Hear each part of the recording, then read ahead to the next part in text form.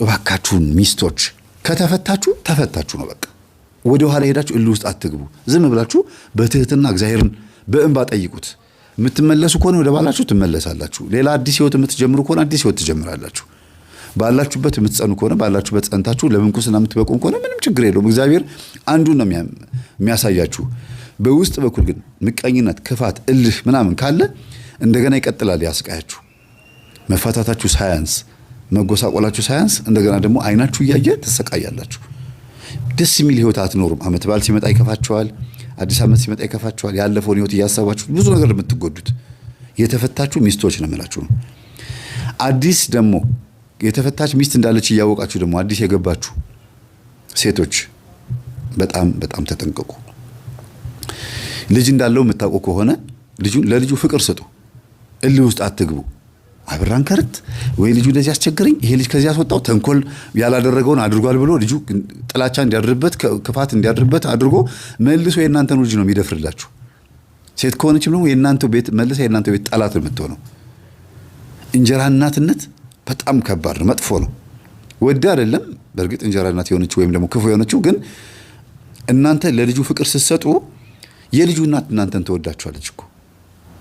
እንዴት ነሽ ደህና ነሽ ብሎ መጠየቅ ማን ነገር ባታረጉትም ግን ቢያንስ ለልጁ ጥሩ ፍቅር መስጠት፣ እናትህን ውደዳት ብሎ እናቱን እንዲወዳት ማድረግ፣ ላንቺ ብቻ ፍቅር እንዲሰጥ ሳይሆን እናቱንም ሄዶ እንዲጠይቅ፣ ለእናት ይሄን ግዛላት ይሄን አርግላት እያሉ ልጁ ሁለት እናት እንዳለው እንዲያስብ ማድረግ ነው ያለባችሁ። ማዳላት ራሱ የለባችሁ። የእውነት አግብቶ የመጣ ማን ነው ወልዶ የመጣ ባል ካላችሁ ማለት ነው። ወልዶ እንኳን ባይመጣ የሆነች ፍቅረኛውን ትቶ አንቺ ጋር መጥቶ ካገባ በኋላ ፍቅረኛውን በስልክ የሚያናግር መስሎ ከተሰማሽ ማለት ነው ኃይለኛና ነብር መሆን አይጠበቅብሽም። መጀመሪያ ለባልሽ ነው መጸለይ ያለብሽ። ለምን? የዝሙት መንፈስ ይስበዋል ወደዛ። ያቺኛውም ወዳ አይደለም የዝሙት መንፈስ ይስባታል። የመጀመሪያ ፍቅረኛው ከሆነማ በቃ ጭራሽ አንቺን ከመጤፍ አትቆጥርሽም። ደፋር ነው የምትሆነው፣ ኃይለኛ ነው የምትሆነው። በይ በይ ይላታል። እንደገና የራሱ የባልሽ ደግሞ የዝሙት መንፈስ ከእሷ እንዳፋታት ሁሉ ከአንቺም ሊያፋታ ይፈልጋል። እንዲያገባ የማይፈልግ መንፈስ ሊሆን ይችላል። ወይም ደግሞ ሴት ዛር አይነት ጥላ ካለችበት ከዚችም ከአንቺም ከምትቀጥለዋም ከሌሎችም ከበፊት ከነበሩትም እያፋታ የመጣ ሊሆን ይችላል ይሄ መንፈስ። ስለዚህ መጀመሪያ ለባልሽ ነው መጸለይ ያለብሽ፣ ለራስሽና ለባልሽ። በቃ ስሙን ጽፈሽ መስገድ መቁረብ ከቻልሽ፣ ካልቻልሽ ደግሞ ሱባኤ መግባት ማልቀስ። እግዚአብሔር ሆይ እባክህን ወዶ አይደለም ብዬ መጀመሪያ ነው ማሰብ የምፈልገው። መልካምነት መልሶ ስለሚከፍል ከዛ ነገሩ እየበዛ ሲመጣ ቁጭ አድርጎ መምከር።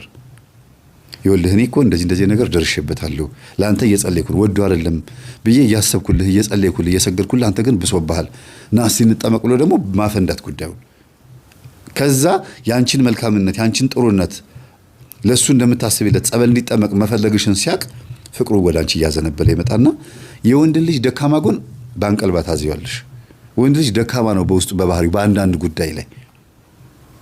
ስለዚህ ከልጅሽ እኩል ጡት የምታጠቢው ከልጅሽ እኩል ጡት ስለ ይሄን ጡት ማለት አይደለም ሹሩሩ የምትዩ ማለት ነው የምታዝሊው አይዞህ የምትዩ ጸጉሩን እየዳበስሽ እንደ ልጅ የምታስተኙ ባልም ያለሽ ልትኖሪ ትችያለሽ።